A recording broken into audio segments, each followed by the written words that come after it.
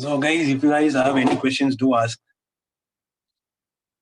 To be honest, this is all about the ORPRP strategy, and I'll just tell you guys why previous range is important, what are the charts to avoid, and I'll also tell on which means intraday ORP strategy, when all can be used, and and I also told you guys for an intraday itself I've written 11 strategies. I'll tell you the reason why I've written 11 strategies, because there will be a question like for PRV strategy, you are telling this, but still, why do you prefer 11 other strategies? There can be a question rising in your minds.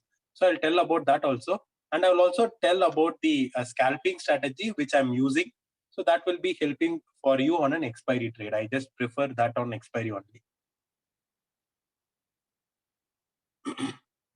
So do you guys have any questions?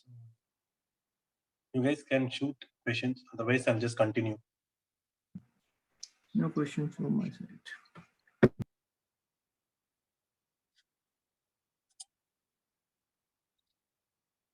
Yeah, I'll tell you. ORB strategy works on which market, like trending. I'll cover that. So now let's move on further. Now, what I'm going to teach is like why previous range is important. So as for this, what we can say is like the first candle is good, the second candle is also good, and the breakout candle is also looks decent. But if you see, the trade did not perform well. It got rejected after the entry and then started giving our Excel. The reason is the previous day range. This is the previous day high and this is the previous day low, and that is what the rectangle box is showing out. And this black line is the entry, and after this entry we got our stop loss hit because the previous day high played a very good resistance role.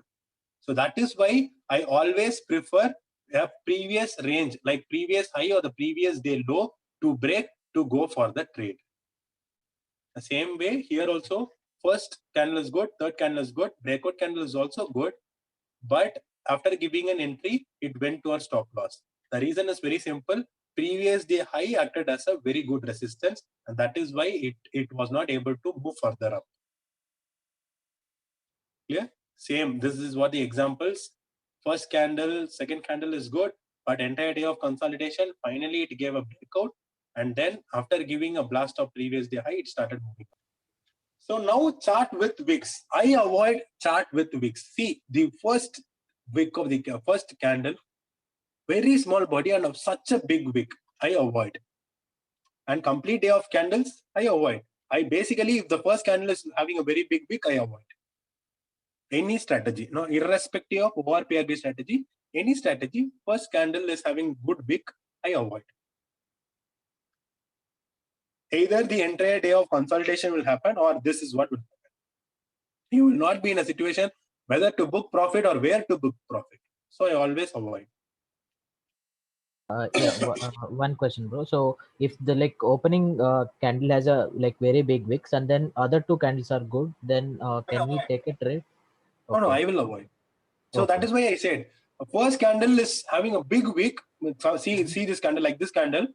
And even though the second candle is good, third candle is good, or any other strategy, whichever I'm preferring, I avoid. I will avoid. I will not take the trade.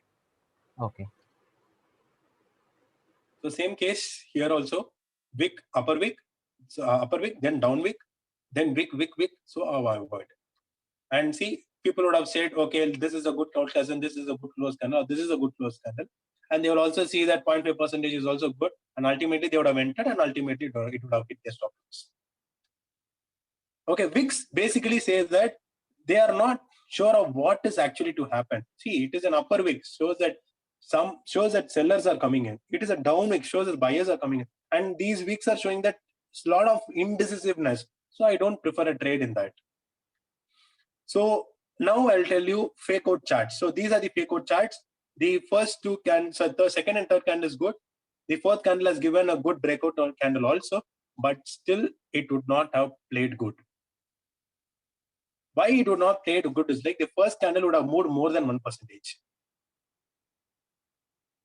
Clear? So basically what happens is like whenever we take a trade, we always prefer 0.5% or 1.5%. So if that is the case, we would have entered over here and our stop loss would have been here, and our stop loss will easily get hit, because whenever a huge breakout happens, it will always come for a retest like this. And then only it will start to move further. So this is the case where fake outs on fake out chart, wherein you have to avoid such type of trades. Clear? So this is also the same sort of example. Again, a fake out. No. Can you repeat that? So what I'm trying to say is,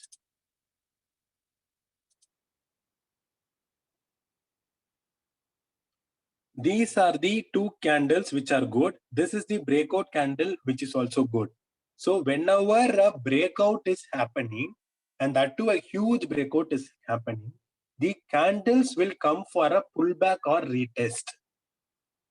Clear? So whenever the candles are coming for pullback or retest, that time our stop loss will get hit. So whenever a breakout is happening, which is the breakout candles overall size from high to low is more than 1% or 1%, I will avoid that particular stock. Clear? Okay. So there are some stocks like Just Dial, Sun TV, UPL. These stocks, even after giving 1% above breakout, sometimes it will blast further, sometimes it will reverse further. These are high beta stock, high volatility stock. I don't prefer those stocks at all. So we will not be in a situation whether to take a trade or not to take a trade, and what will happen, it will obviously confuse us. So I'll avoid trades in such type of scenarios. So this is the complete OR/PRB strategy, whatever I wanted to say over here. So I'll just summarize everything. Basically, you need to wait for 30 minutes high and low to break. That is called as OR. OR means opening range. Then previous range, previous day high, previous day low has to break. So B is nothing but breakout or breakdown strategy. So I need 30 minutes high or low to break. So for that 30 minutes high or low to break, I will prefer first two or any of the candle in the first three candle to be good. And then breakout candle or the breakdown candle should be good with good volume. And then it should be above or below the pivot and not very near to pivot. I need a pivot resistance or the support to break and close.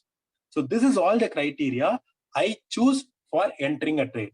For trailing, I use 8 EMA or ATR 1.5. If you just go to ATR and you can just give on 1.5, so that is what I prefer.